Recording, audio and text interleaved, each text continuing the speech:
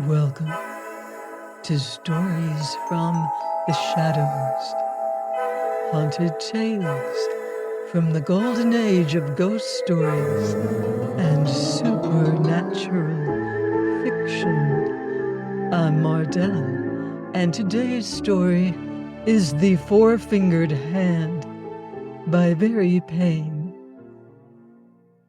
Charles Yarrow held fours, but as he had come up against Brackley's straight flush, they only did him harm, leading him to remark, by no means for the first time, that it did not matter what cards one held, but only when one held them. "I get out here," he remarked with resignation. No one else seemed to care for further play. The two other men left at once, and shortly afterwards Yarrow and Brackley sauntered out of the club together. "The night's young," said Brackley. "If you're doing nothing, you may as well come round to me." "Thanks, I will. I'll talk or smoke or go so far as to drink, but I don't play poker. It's not my night." "I didn't know," said Brackley, "that you had any superstitions." "Haven't. I've only noticed that as a rule my luck goes in runs, and that a good run or a bad run usually lasts the length of a night's play. There is probably some simple reason for it. If I were enough of a mathematician to worry it out, in luck as distinct from arithmetic, I have no belief at all. I wish you could bring me to that happy condition. The hard-headed man of the world, without a superstition or a belief of any kind, has the best time of it." They reached Brackley's chambers, lit pipes, and mixed drinks. Yarrow stretched himself in a lounge-chair, and took up the subject again, speaking lazily and meditatively. He was a man of 38, with a clean-shaven face. He looked, as indeed he was, travelled and experienced. "I don't read any books," he remarked, "but I've been twice round the world, and am just about to leave England again. I've been alive for 38 years, and during most of them I've been living. Consequently, I've formed opinions, and one of my opinions is that it is better to dispense with superfluous luggage. Prejudices, superstitions, beliefs of any kind that are not capable of easy and immediate proof, are superfluous luggage. One goes more easily without them. You implied just now that you had a certain amount of this superfluous luggage, Brackley. What form does it take? Do you turn your chair? Are you afraid of 13 at dinner?" "No, nothing of that sort. I'll tell you about it. You've heard of my grandfather, who made the money?" "Heard of him. Had him rubbed into me in my childhood. He's in Smiles or one of those books, isn't he? Started life as a navvy, educated himself, invented things, made a fortune, gave vast sums in charity." "That is the man. Well, he lived to be a fair age, but he was dead before I was born. What I know of him I know from my father, and some of it is not included in those improving books for the young. For instance, there is no mention in the printed biography of his curious belief in the four-fingered hand. His belief was that from time to time he saw a phantom hand. Sometimes it appeared to him in the daytime, and sometimes at night. It was a right hand with the second finger missing. He always regarded the appearance of the hand as a warning. It meant, he supposed, that he was to stop anything on which he was engaged. If he was about to let a house, buy a horse, go a journey, or whatever it was, he stopped if he saw the four-fingered hand. "Now look here," said Yarrow. "We'll examine this thing rationally. Can you quote one special instance in which your grandfather saw this maimed hand, broke off a particular project, and found himself benefited?" "No, in telling my father about it, he spoke quite generally." "Oh, yes," said Yarrow dryly. "The people who see these things do speak quite generally, as a rule. But wait a moment.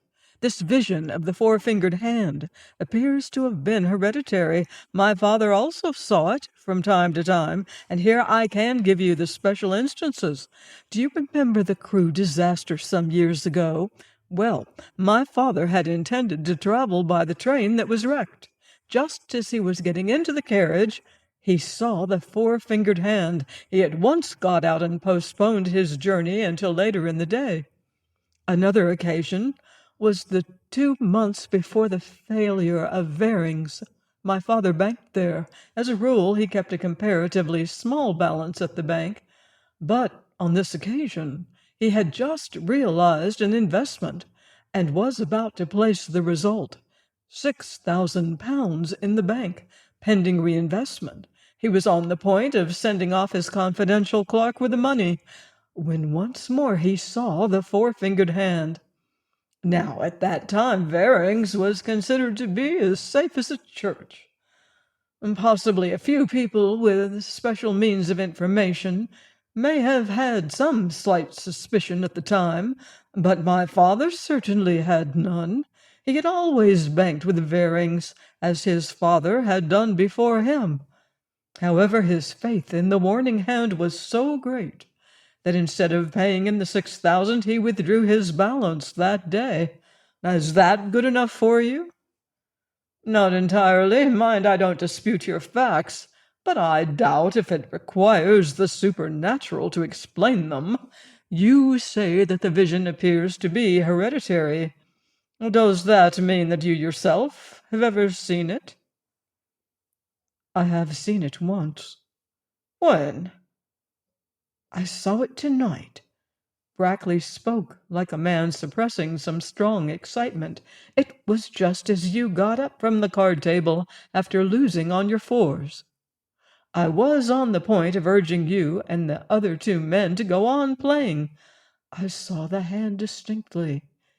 It seemed to be floating in the air, about a couple of yards away from me. It was a small, white hand, like a lady's hand, cut short off at the wrist. For a second it moved slowly towards me, and then vanished. Nothing would have induced me to go on playing poker tonight. You are, excuse me for mentioning it, not in the least degree under the influence of drink. Further, you are by habit an almost absurdly temperate man. I mention these things because they have to be taken into consideration. They show that you were not at any rate the victim of a common and disreputable form of illusion. But what service has the hand done you? We play a regular point at the club. We are not excited gamblers of fiction. We don't increase the points. We never play after 1 in the morning. At the moment when the hand appeared to you, how much had you won? £25, an exceptionally large amount. Very well, you're a careful player. You play best when your luck's worst. We stop play at 11:30. If we had gone on playing till 1, and your luck had been of the worst possible description all the time, we will say that you might have lost that 25 and 25 more. To me it is inconceivable, but with the worst luck and the worst play it is perhaps possible. Now then, do you mean to tell me that the loss of £25 is a matter of such importance to a man with your income as to require a supernatural intervention to prevent you from losing it? Of course it isn't. Well, then, the four-fingered hand has not accomplished its mission. It has not saved you from anything. It might even have been inconvenient if you had been playing with strangers and winning, and they had wished to go on playing. You could hardly have refused. Of course it did not matter with us. We play with you constantly, and can have our revenge at any time. The four-fingered hand is proved in this instance to have been useless and inept. Therefore I am inclined to believe that the appearances, when it really did some good, were coincidences. Doubtless your grandfather and father and yourself have seen the hand, but surely that may be due to some slight hereditary defect in the seeing apparatus, which under certain conditions, say, of the light and of your own health, creates the illusion. The four-fingered hand is natural and not supernatural, subjective and not objective. It sounds plausible, remarked Brackley. He got up, crossed the room, and began to open the card table. Practical tests are always the most satisfactory, and we can soon have a practical test. As he put the candles on the table, he started a little and nearly dropped one of them. He laughed dryly. "I saw the four-fingered hand again just then," he said. "But no matter. Come, let us play." "Oh, the two game isn't funny enough." "Well, then I'll fetch up Blake from downstairs. You know him. He never goes to bed, and he plays the game." Blake, who was a youngish man, had chambers downstairs. Brackley easily persuaded him to join the party. It was decided that they should play for exactly an hour. It was a poor game, the cards ran low, and there was very little betting. At the end of the hour Brackley had lost a sovereign, and Yarrow had lost £5. "I don't like to get up a winner like this," said Blake. "Let's go on." But Yarrow was not to be persuaded. He said that he was going off to bed. No allusion to the four-fingered hand was made in speaking in the presence of Blake. But Yarrow's smile of conscious superiority had its meaning for Brackley.